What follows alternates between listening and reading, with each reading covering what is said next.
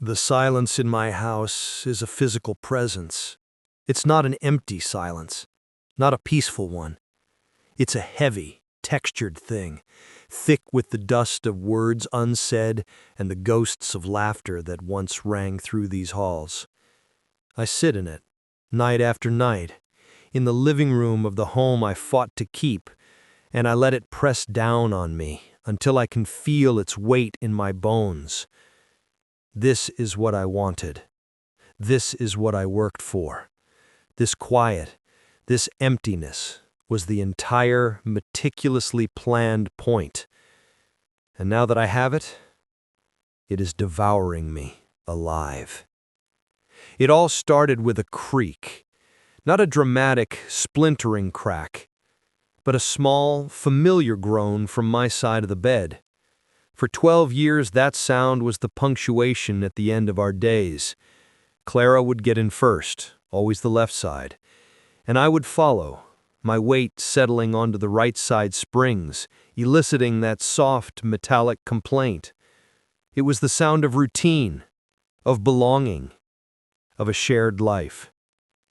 Then one night, about 2 years ago, I realized the creak was the only thing speaking to me in that room.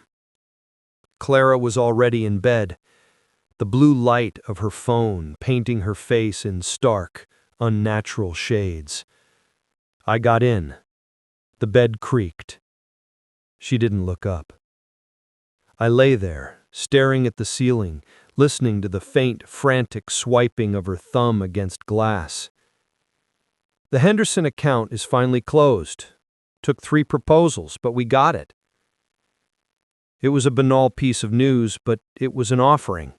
A small piece of my day, handed to her across the linen no-man's land between us. That's good," she murmured, her eyes never leaving the screen. A cold little stone settled in my gut. "Yeah, means a decent bonus come Christmas. Maybe we could think about that trip to Maine, the one you talked about." Another swipe, a tiny closed-lipped smile that wasn't for me. "Sure, we should." The stone grew heavier, colder. I turned on my side, facing her, my body a question mark. She remained a period. The space between us, which had once felt so intimate, now felt like a canyon. I could have shouted across it, and she wouldn't have heard me over the siren song of that little screen. This had been happening for months. A slow, imperceptible leaching away of her presence. She'd come home from her job as a graphic designer, pour a glass of Pinot Grigio, and retreat into the digital world. Our conversations became sound bites, nods and vague affirmations. I'd try to tell her about my day, about the petty office politics or a funny thing I'd seen on the commute, and I'd watch her eyes glaze over, her attention snagged by a notification I couldn't see. I felt myself becoming transparent, a ghost in my own home. My words, my thoughts, my presence, all of it seemed to pass through her without leaving a mark. The sadness was the first thing to move in. It was a dull, aching thing, a constant companion. I'd watch her sometimes, the way she'd tuck a strand of hair behind her ear, the specific way she'd curl her fingers around her wine glass, and my heart would ache with a love that felt suddenly, terrifyingly unrequited. One Friday night, I decided to break the pattern. I cooked her favorite meal, lemony chicken piccata with asparagus. I lit candles. I put on the old jazz playlist we'd made together years ago, the one that used to make her drag me into the living room to dance, her bare feet on top of mine. She came home, saw the setup, and offered a faint, surprised smile. "What's the occasion?" "No occasion," I said, my hope a fragile, fluttering thing in my chest. Just felt like a nice night. We ate. The food was good. The music played. But her phone sat on the table beside her fork, a silent, powerful rival. She'd take a bite, then her thumb would drift towards it, tapping the screen to life, her eyes flicking down for a second, then 2, then 5. Halfway through the meal, I reached across the table and put my hand over hers. Her fingers were cool. She stilled, finally looking directly at me. "I miss you," I said. The words were simple, but they cost me everything. They were a raw, exposed nerve. Her brow furrowed slightly, a look of gentle confusion, as if I'd spoken in a foreign language. "Miss me? I'm right here." "No, you're not," I said, my voice softer than I intended. "You're in that thing. You come home and you check out. Every night. I feel like I'm living with a pleasant stranger." She pulled her hand away, a flicker of annoyance in her eyes. "God, you're so dramatic sometimes. We're just settled. This is what settled looks like. It's comfortable. It's safe." Settled. The word hit me like a physical blow. It wasn't angry, not what she said, nor how she said it. It was dismissive. It was a pat on the head. There, you silly man. This is just how life is." That word, settled, took up residence in the center of my chest. It wasn't sadness anymore. Sadness is warm, it's human. This new thing was cold. It was the beginning of a frost. The frost spread slowly, quietly. I stopped being the one to initiate. I stopped planning the dinners. I stopped asking about her day. I stopped trying to drag her out of her digital stupor. I began to work later, not because the work required it, but because the empty office was preferable to my occupied yet empty home. I'd come back at 9, then 10, to find her sometimes asleep on the couch, a reality show chattering away to nobody on the television, her phone often still clutched in her hand. At first, she didn't seem to notice the change in my behavior. The ecosystem of our marriage had adjusted to my silence as easily as it had to her distraction. But then, the small gestures began. She'd buy my favorite brand of coffee. She'd leave a magazine open to an article she thought I'd like. She'd ask, "How was work?" with a little more force behind the question, her eyes actually meeting mine. The frost in my chest had hardened into permafrost.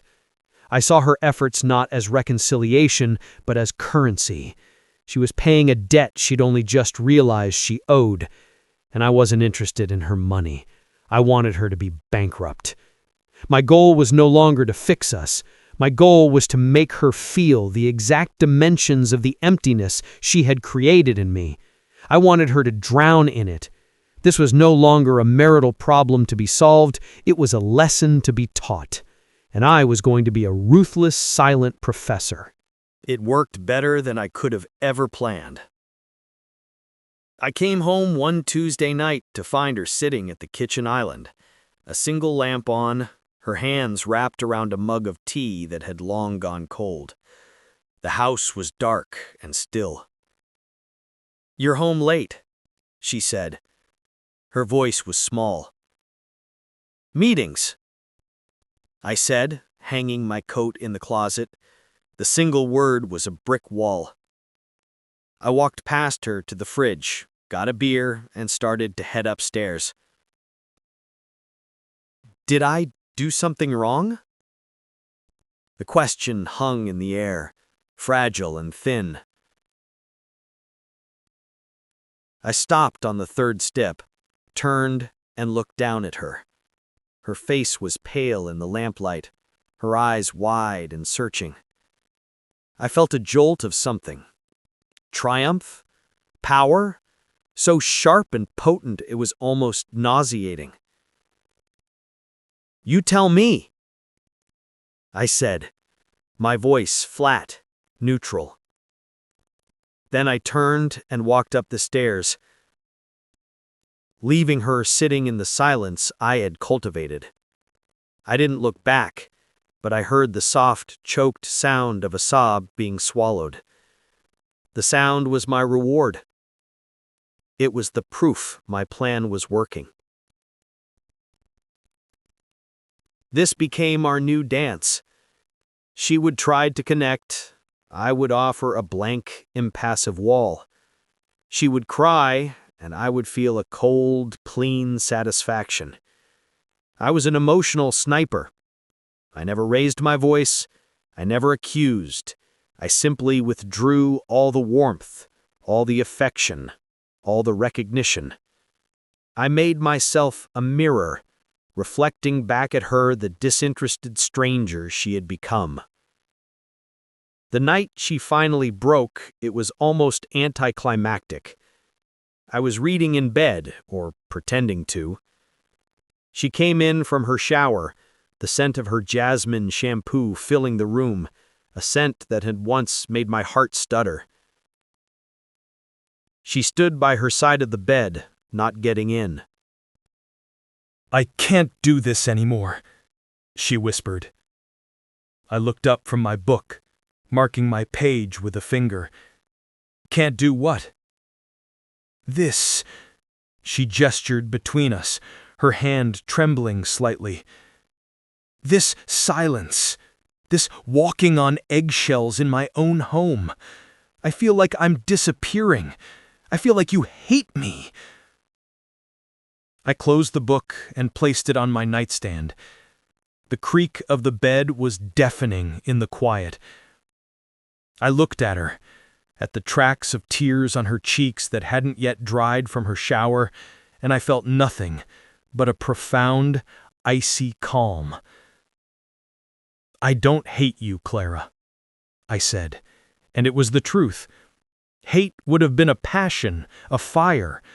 What I felt was the absolute zero of space. "I just think we've grown into different people." She nodded, a slow, defeated motion. "I think so too. I'm going to stay with my sister for a while." "I think that's a good idea. I understand." And that was that. 12 years, a house, 2 dogs, a life. Ended, not with a bang, but with a quiet, deliberate, calculated series of whimpers. When she moved out a month later, it was with a quiet efficiency that felt like a final insult. Our friends, our families, they all told me how sorry they were. They praised me for my composure. "You're handling this so maturely," my best friend Mark had said, clapping me on the shoulder. "So much respect for you, man." I accepted their condolences like a decorated hero. I didn't tell them the truth. I didn't tell them that the grave they were mourning over was one I had dug with my own 2 hands, that the body in it was a marriage I had systematically asphyxiated. I was the architect of this ruin, and I stood in the rubble, accepting praise for my stoicism. I told myself the feeling would come later, the freedom, the relief, the weightlessness of being unburdened from the constant, aching effort of trying to be seen. But it never came. Instead, the silence I had weaponized against her turned on me. The house didn't feel like a victory. It felt like a tomb. The creaking bed was no longer a familiar sound of shared life, but the groan of a haunted house. The sticky kitchen drawer, the one she was always meaning to fix, became a monument to her absence. Every corner held a ghost, the ghost of her laughter in the hallway, The ghost of her scent on the pillow she'd left behind. The ghost of her sitting at the kitchen island, waiting for a version of me that had already left the building. I had won. I had taught her the lesson. So why did I feel like I was the one who had failed the final exam? The days bled into weeks, then months, a monochrome smear of routine. Work, home, takeout, the flickering light of the television, sleep. I was a ghost haunting my own life. The dogs, Buster and Sam, were confused by her absence. Sam, the older one, would sometimes go to the front door in the evening and whine, his tail giving a tentative, hopeful wag. It was a sound that could flay me alive. I tried to fill the silence. I left the TV on for the dogs when I was at work. I played loud, aggressive music I'd never liked, just to have noise in the house. But the silence was smarter than I was. It would seep in around the edges, wait until the music stopped, and then reclaim its territory, thicker and heavier than before. One Saturday, about 4 months after she'd left, I decided to finally tackle the bedroom closet. It was the last bastion of her presence. My side was all my clothes, neat, boring, and solitary. Her side was a jumble of things she hadn't taken. Out-of-season sweaters, a few formal dresses she no longer wore, a box of old purses. I told myself I was being practical, that I needed the space. In truth, I think I was just a masochist, drawn to the pain of her lingering ghost. The scent of her hit me first when I opened the doors. That faint, familiar blend of jasmine and clean laundry. It was a punch to the gut. I started pulling things out, making a pile for donation. It was mechanical, numbing work. A black cashmere sweater, a floral print dress she'd worn to a wedding, a stack of jeans. Then, tucked behind a stack of sweaters on the high shelf, I found it. A simple, marbled-covered composition notebook. I knew what it was instantly. Clara had always been a journaler. In the early days, I'd sometimes catch her scribbling in one, curled up in a corner of the couch, and she'd look up and smile, a little secretively. I thought it was sweet. I'd never asked what she wrote about. I had assumed it was her dreams, her creative ideas, maybe, even in my more romantic moments, things about me. My first impulse was to throw it in the donation pile unopened, or better yet, into the trash. It felt like a violation. But a colder, more curious part of me, the same part that had engineered her downfall, took over. This was intelligence. This was a debriefing from the other side of the war I had fought and won. I took the notebook and sat on the edge of the bed, the side that didn't creak, the side that had been hers. I opened it. The handwriting was hers, but different. Messier. Less of the careful, artistic script she used for cards and notes. This was rushed, sometimes slanting violently across the lines, the pen pressing hard into the paper. I flipped through, my eyes catching phrases that stood out like screams in a quiet room. Feel like I'm going crazy. What did I do? Asked him about his day, tried to really listen, and he just said, "Fine," and walked away.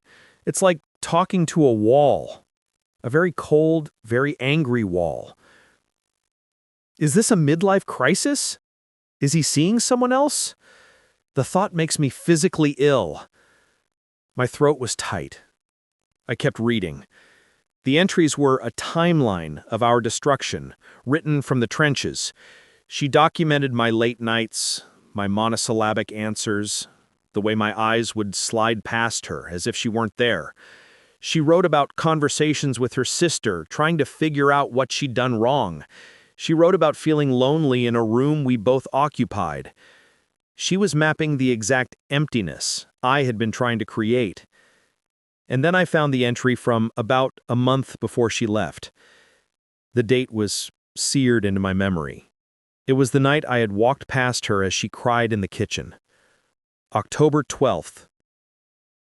I sat in the kitchen tonight and waited for him. I didn't know what else to do. I felt like a little girl waiting for a punishment. He came in, got a beer, and started to go upstairs. I asked him if I'd done something wrong. My voice was shaking. I was so pathetic. He stopped on the stairs and looked at me. And his eyes were so empty. There was nothing there. No love, no anger, no recognition, just nothing. He said, "You tell me." And then he left. He left me sitting there in the dark. I cried for an hour after he went up. I don't understand. This isn't the man I married. The man I married would never be this cruel. This feels deliberate, calculated. He's punishing me, but I don't know for what. What crime did I commit? Was it the phone? Does he really hate me that much for being on my phone? It feels so trivial, so stupid. But what else could it be? I'm so lost. I'm so tired. The notebook fell from my hands and hit the floor with a soft thud. He's punishing me, but I don't know for what. The line didn't just break me, it unraveled me. It was a key turning in a lock deep inside my soul, and the door that swung open revealed a horrifying landscape. I had been so focused on my own hurt, on the exquisite architecture of my revenge, that I had never stopped to consider her perspective. I had taken our mutual passive drifting, a tragedy of two people, and I had turned it into a premeditated murder, with me as the killer and her as the unwitting victim. She never meant to hurt me. She was just living. We had both gotten lazy. We had both let the easy distractions of life, work, phones, routine, fill the spaces where effort and conversation should have been. But while she had simply drifted, I had seized the wheel and deliberately steered us into the rocks. I had taken our shared failure and made it her solitary crime, for which I was the judge, jury, and executioner. The cold, hard satisfaction I had felt for months curdled in my stomach, turning into a hot, shameful bile. I saw my actions for what they were, not strength, but a profound, pathetic cowardice. Instead of being a man and saying, "This hurts me, we need to fix this," I had chosen the path of the martyr. I had chosen to make her suffer for my unspoken pain. I was the villain. Not a misunderstood anti-hero, not a wronged man seeking justice. I was the cold, calculating antagonist in our story. I had looked at my wife's confusion and pain, and I had called it victory. I spent the next week in a fog of self-loathing. The house felt even more suffocating, because now it was filled with the echoes of my own cruelty. I'd look at the kitchen island and see her there, weeping. I'd look at the stairs and see myself, the cold-eyed stranger I had become, dismissing her. I had wanted her to feel my emptiness, and I had succeeded. But in doing so, I had hollowed myself out completely. I was a shell filled with nothing but regret and the acrid smoke of a burned-down life. A year, to the day, after our divorce was finalized, I heard through a mutual friend that Clara was seeing someone new, a photographer named Daniel. The news was another punch, but a different kind. There was no jealousy, not in the possessive sense. It was more a feeling of finality. The door I had slammed shut and bolted was now not just closed, but part of someone else's house. I tortured myself with thoughts of them. I imagined him making her laugh, a real, full-bodied laugh that reached her eyes. I imagined him listening to her, really listening, his focus entirely on her. I imagined her coming home to him, talking about her day, and him not walking away. I imagined her feeling seen. I had taught her a lesson about neglect, and the lesson she had taken from it was to find someone who wouldn't neglect her. The irony was an exquisite, private torture. The cafe was an accident. I was meeting a client nearby, and I'd arrived early, my mind already rehearsing pitches and projections. I pushed the door open, the bell jingling a cheerful, anonymous greeting, and the first person I saw was her. She was sitting at a small table by the window, a cappuccino and an open laptop in front of her. The morning sun caught the highlights in her hair, the same way it used to when she'd sit at our kitchen table. For a second, I was paralyzed. My first instinct was to flee, to pretend I hadn't seen her, to spare us both the awkwardness. But she looked up. Our eyes met across the quiet hum of the coffee shop. There was no shock, no anger, no pain in her face. Just a moment of recognition, and then a smile. It was a soft, gentle, unguarded smile. A smile that held no hard feelings, a smile that wished me well. It was the most devastating thing I have ever seen. I managed a stiff, small nod.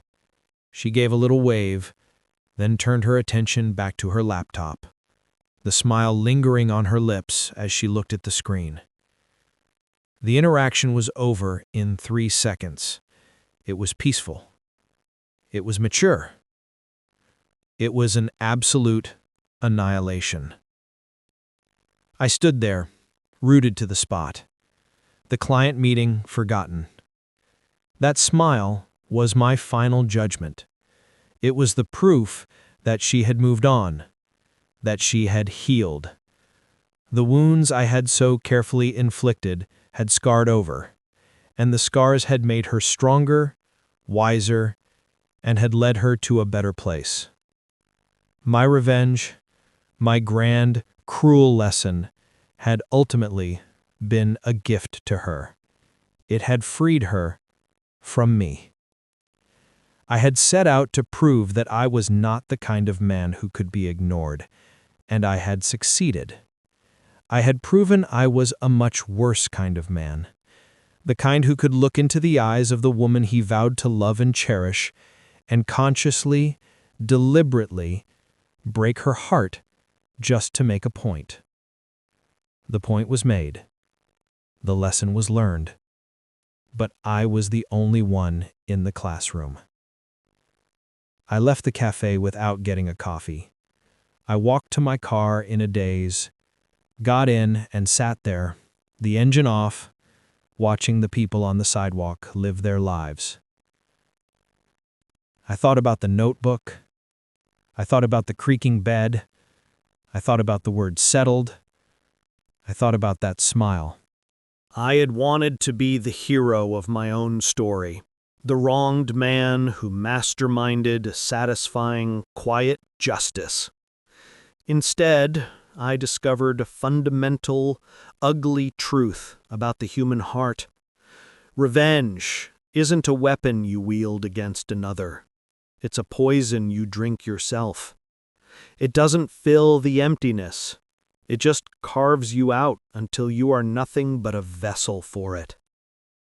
I thought my strength was in my silence, in my control, in my ability to inflict pain without showing any. I was wrong.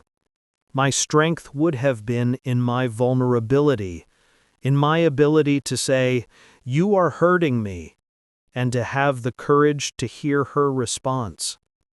True strength is in the messy, difficult, terrifying work of connection, not in the cold, clean art of destruction. I started the car and drove away from the cafe, from her smile, from the ghost of the man I used to be. I was going home, to my quiet, victorious house. I had won my revenge, I had taught her the lesson. And all it taught me was who I really was.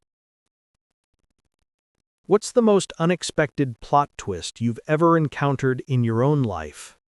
Sometimes the story we tell ourselves is the one that needs rewriting the most.